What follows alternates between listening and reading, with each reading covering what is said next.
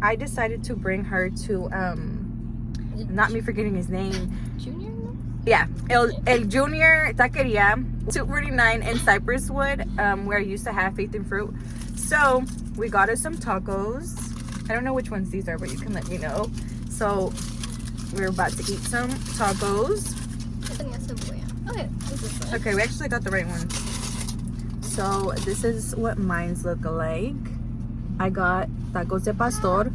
My favorite thing about his tacos is that he I always ask him to give me the onions grilled, like asados or whatever. I didn't really want cilantro, but whatever. I didn't want cebolla, so. And my baby's here with us in the back. Yeah. If y'all hear around when he gets older, he's gonna be recording us. Yeah. We almost had him record right now. He's a little lazy though right now. Okay, yo got a fajita. Okay, bring them a little closer. Let their mouth water a bit. Ooh. Plain eater. Here, you can use some of mine. I lost the limon under the seat.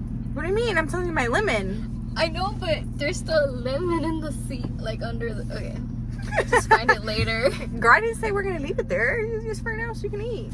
Add some of the. No, I'm a mess. I already got some of my jeans. And there's a limon under the seat already. Okay. Let's not forget that it's there. Yes, please. At least it's not gonna stink. At least it's a limon. It looks like this. Good song. Oh no, he always plays the jams. Oh, so he's the only taco truck that plays the music around here. Nobody else does. I love that. Yeah, that's like, yeah. I like. I'm just gonna have to get him like this. Cheers.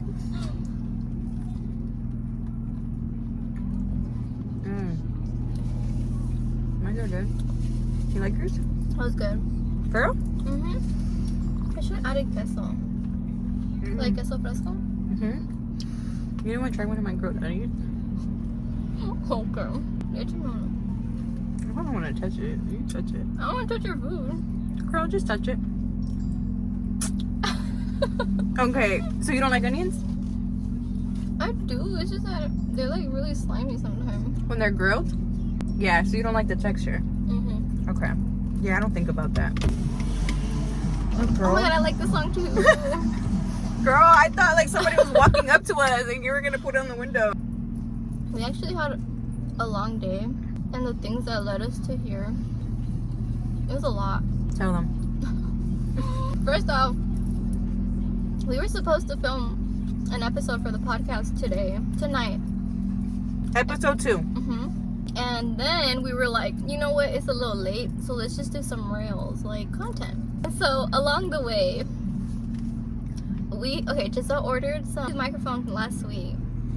Only because when we were going to film episode 1, she had a pair of mics that she lost a charger to, and they were dead. Bless you. I had a pair of mics, and I lost one of them. So both of our pairs were completely useless at that point. We could not film. We took an emergency trip to Walmart, which is why on episode 1 you guys saw us share that one mic. That was that one mic that we had to buy from Walmart, which was double more expensive than Amazon sells for the pair for.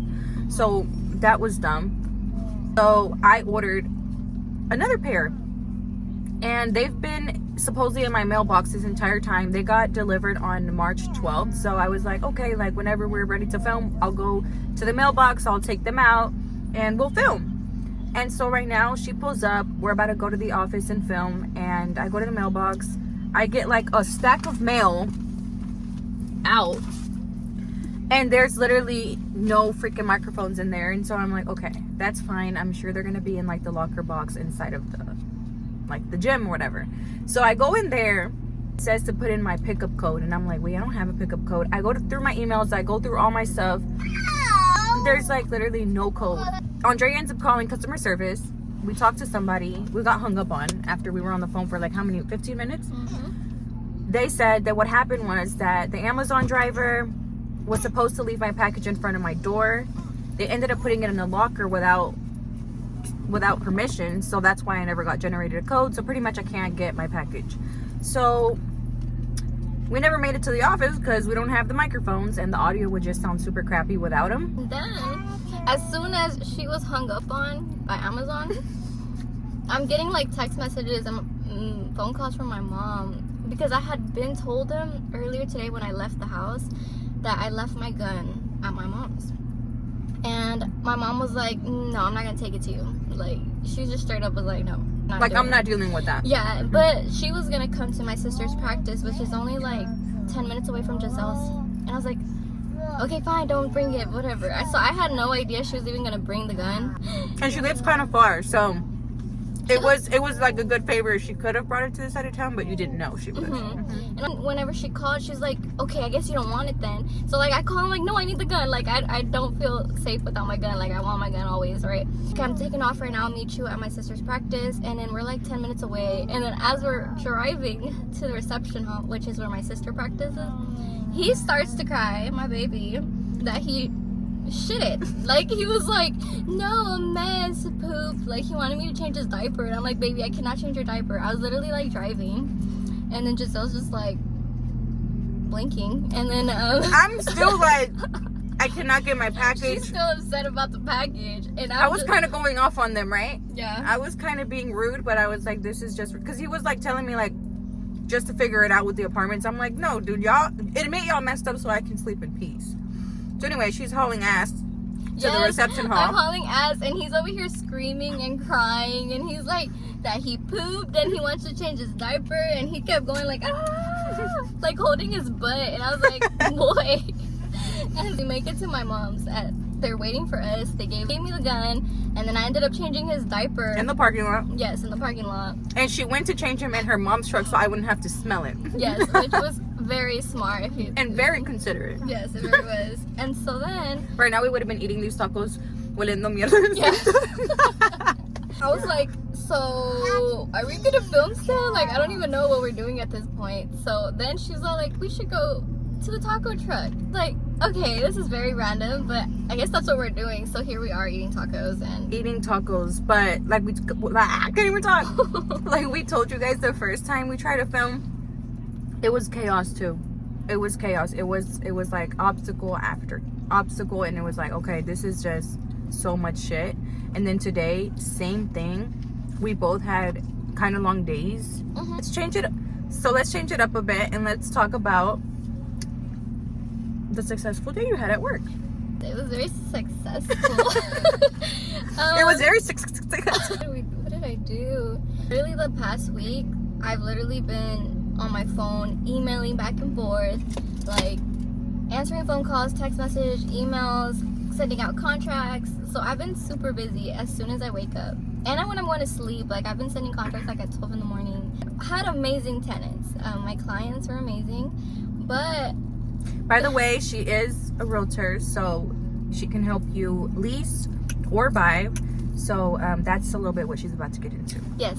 So I help people buy houses and lease or rent houses.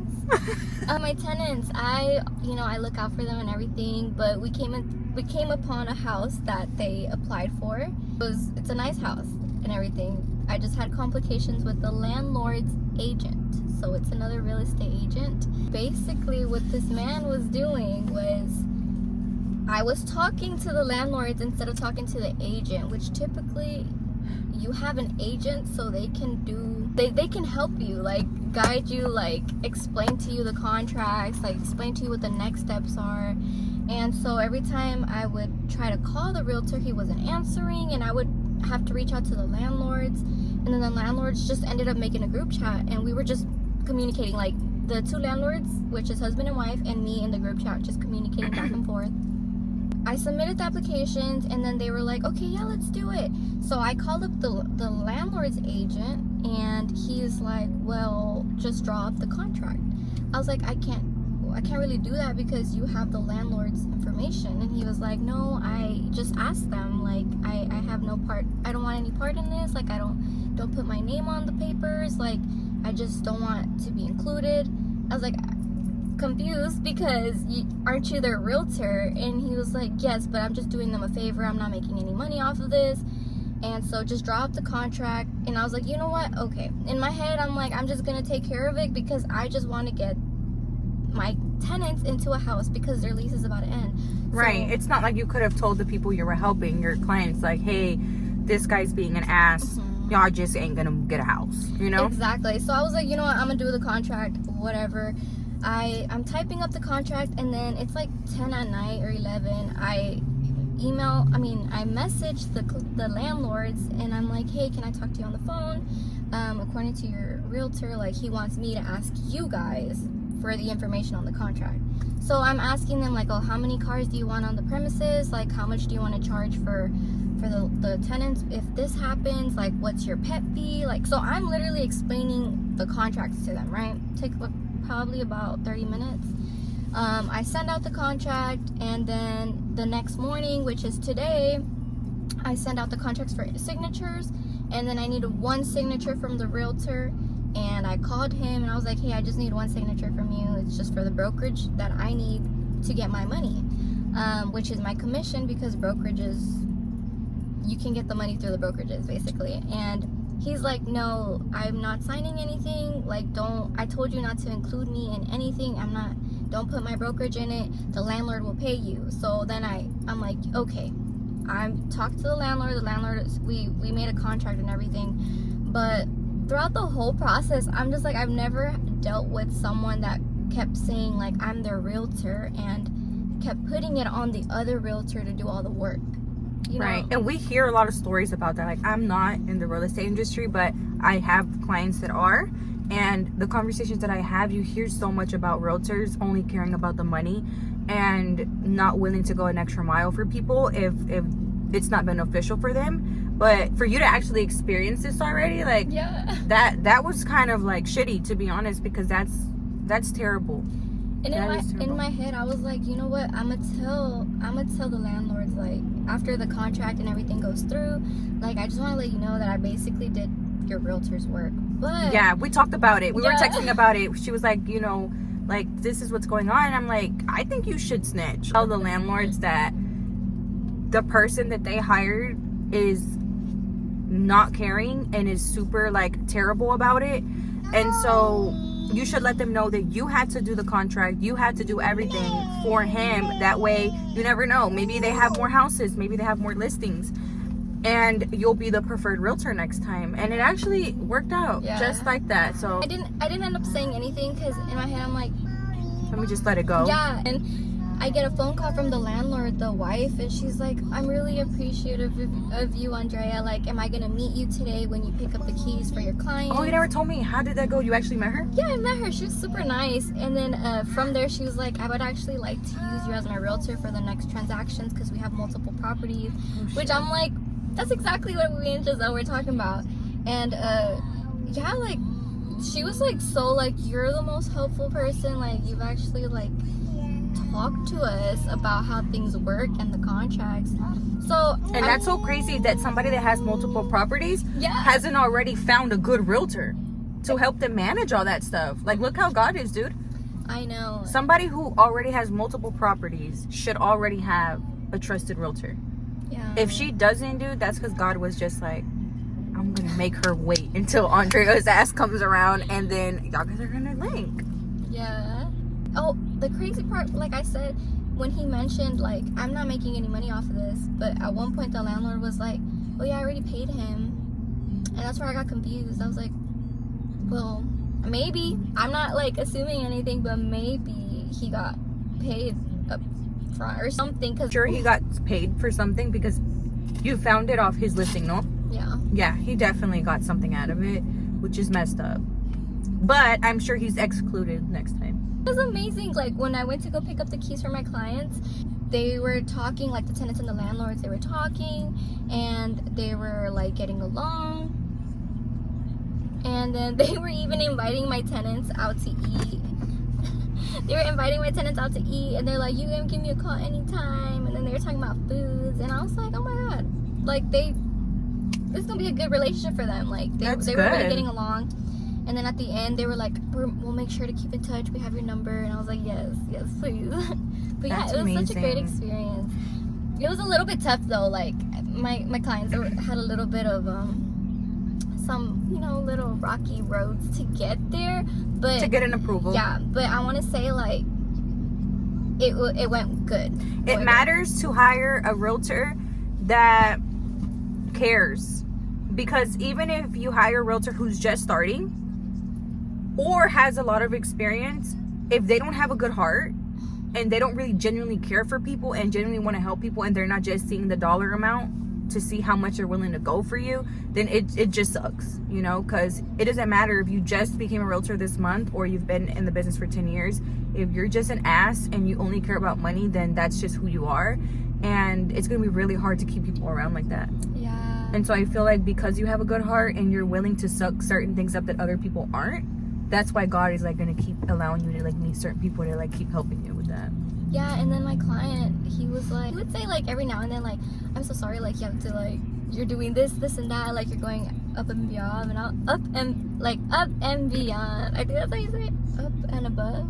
Like you're going out your way, like doing things. And I was like, honestly, like don't even like worry about me. Like to me, I'm getting experience and I'm like genuinely like wanting to help, because I'm trying to look out for you, like, and not just because like even if I knew you and personally, or if I didn't know you, like it's just something like I love to help, and I'm gonna do whatever I can to get you where you want to be, you know. So yeah. That takes you a long way. It takes you a long way to be a genuine, loving person. You will always win. Maybe not in the moment. Maybe you don't see like you winning the situation in that moment because you're eating shit. But it always pays off. It always pays off to be a good person and to be a helpful person. And yeah, that was really good. That was really good. And you just said a few days ago, like, I want to get back into this. Yeah. Like, I want to get back into it. I didn't even tell her, so she's about to find out right now.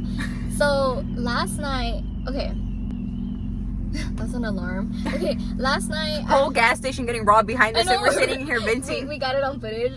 Someone running. No, so last night I had someone inquire about buying a house, and I told her everything, like the gist of like pre-approvals and how it works, and she's like, okay, let's do it. Like, thank you, you're so helpful. And then so this morning she like she's applying, and then my lender said that by tomorrow he should have the pre-approval, just because he got the information a little bit late today. Usually they can do same day pre-approvals. Me getting serious. No, and then after that he gave me a call from a set of clients that I had like 2 weeks ago that it's took them a little bit to get their documents, and he said they got approved for $200,000. So what?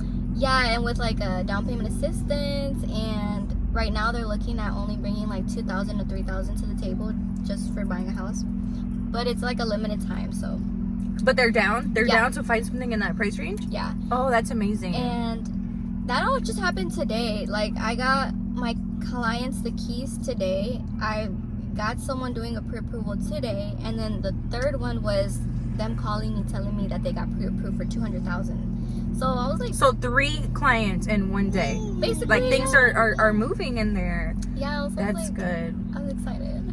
A little backstory on why we get excited about every little accomplishment, whether it's not her selling a home or it's just a lease. Obviously, the money is less when you lease something than when you actually get to sell something, right? Yes. So, you know, we celebrate both of them, because when I first met her, she was like on the fence of like studying to get her real estate exam, and that was like one of our first memories, right, of us like meeting up together and actually hanging out. We met up and we were studying flashcards. She doesn't even do I don't even do real estate. I told her straight up, like, girl, I don't know shit, but I will help you. So if you pull up with flashcards, like, I can help you. And she was like, I have flashcards.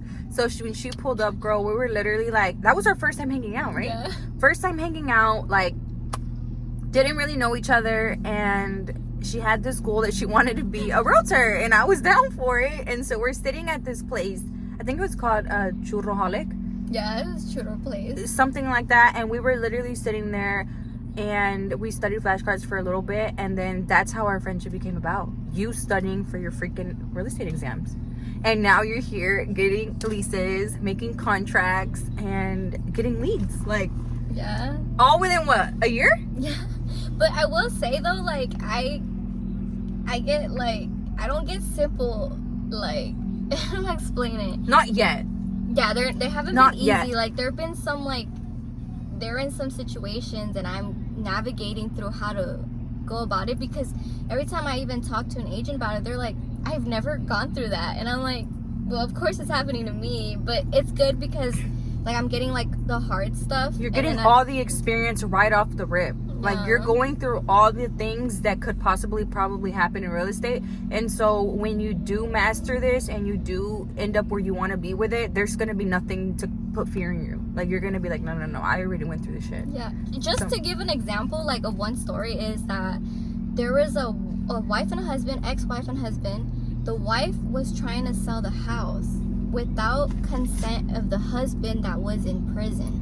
And through prison, you need to have like a what's it called? A power of attorney. So the dad gave power of attorney to the daughter, and the daughter was like, I'm gonna try to sell the house, but under my dad's name. You can't sell it under your name. And then eventually it didn't work out, but the wife, the ex-wife, ended up trying to sell the house without his consent. And I was like, there's no way it's gonna happen. Like, he's under the title.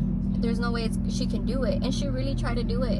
And I think from what I've heard was that she tried to do owner financing. So I didn't get the full details because at the end, the one that reached out to me, which was my client at the time, she was like, no, we're actually not going to do anything.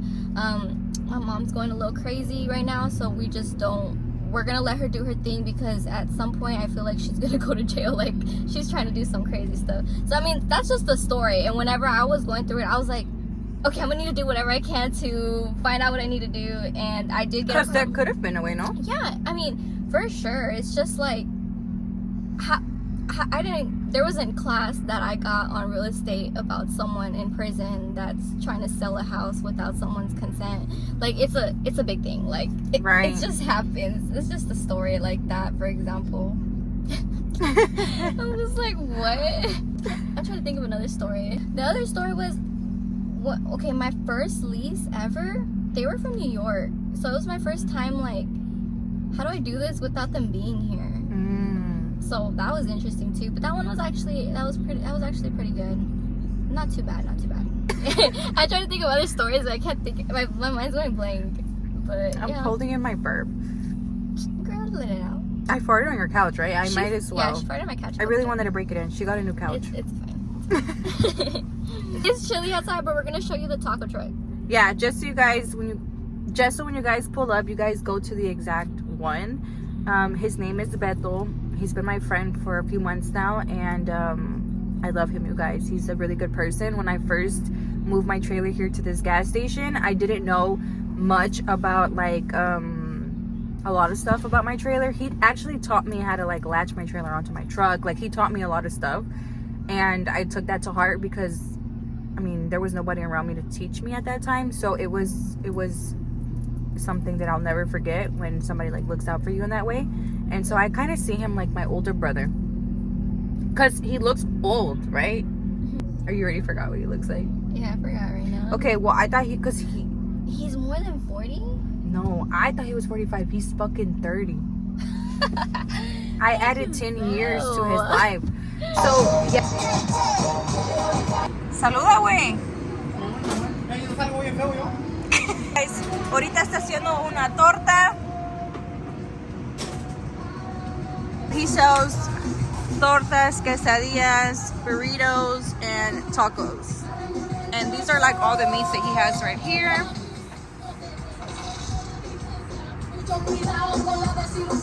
So did you like it? Yeah, it was good. You liked them? Yeah, probably have to try different things though. Like, every time I come, try different things. Okay, so I don't know if our lighting changed or anything, you guys, but it is getting a little bit darker. It is currently 10:40. 11:40. The time's backwards. Oh, it's almost midnight. Okay, we're like in tonight, y'all. With the baby in the back. Hey, at least we're not leaving him unattended. Yeah, that's very true. So, like I said, this was a very unexpected night. Like, probably most of our videos will be. But you know what? Me and Giselle have days like this all the time. Like, yes. Something always, like, we have busy days or whatever, and then something is just like throws us off. Like, yeah. Oh my god, it's a lot. But the good thing is, like, we're actually a good team, and that's exactly why we had even said from the beginning that we could do this podcast together, because we can make literally anything work. And I like how even when we were stressing out outside of the mailbox to find out this six-digit code that Amazon never sent me, that they claimed they sent me, we were like still calm. Like even with the baby in the back, you were calling customer service, your mom was calling you, like we had a million things going on. We didn't figure it out, but we still were able to make a video. And so I like car vlogs. Yeah. I like them. I think they're like intimate. They're good. The setup is probably not the cutest, but I mean, whatever. We're just starting off, so we still have a few things to get together. Like, yes, it's gonna get better. But I'm gonna say the third one should be better. So we're kind of struggling too with like thinking about who's gonna be our first guest. Only because we have a few people in mind that we are gonna bring on. A couple, like a good amount. We have a good amount of people that we want to bring on an interview, but we want our first one to be like meaningful. We want our first one to be a good one. Only because like we're only gonna have our first guest once, and so we're still working on who that's gonna be. Regardless of who it is, we know it's gonna turn out great, and everybody else after that as well. So yeah, guys, I hope you guys stayed and watched this little car vlog, and y'all ate some tacos with us. If you guys are in the, I hope you guys enjoyed this little car vlog and enjoyed watching us eat tacos. If you're in the Houston area, come visit my boy El Junior Taqueria. He's right here on 249 and Cypress Wood, and yeah, come check him out. We're gonna try to do, if you guys like these car vlogs, let us know. If not, we'll step it up a notch with our backdrops, our backgrounds, and our microphones and the office setup. But yeah,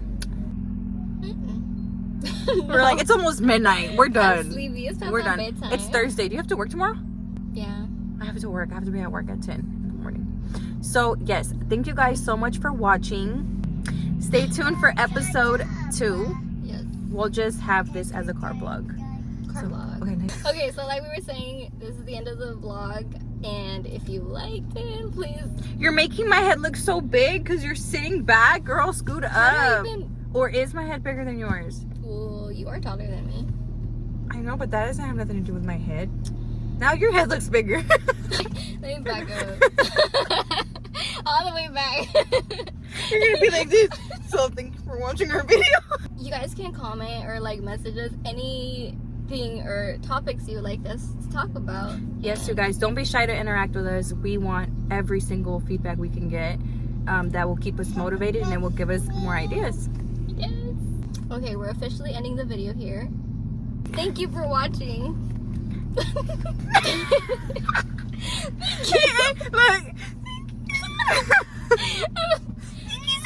We're officially gonna end the video here. Thank you guys for watching.